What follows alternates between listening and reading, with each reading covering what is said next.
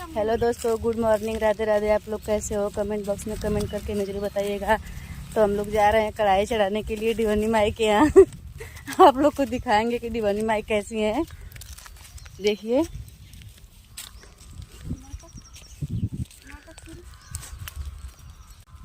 Mummy के साथ हम लोग जा रहे हैं कढ़ाई चढ़ाने के लिए। इधर सब लोग जा रहे हैं कढ़ाई चढ़ाने के लिए। आप लोग देख सकते हैं दोस्तों।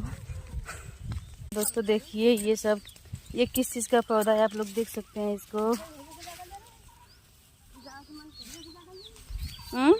तो दोस्तों देखिए, हम लोग जंगल में आए हैं।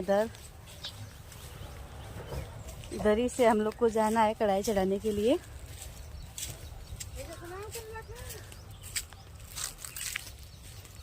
ये देखिए, हम लोग डिवानी माई के यहाँ पे आ गए हैं। तो दोस्तों देखिए, ये डिवानी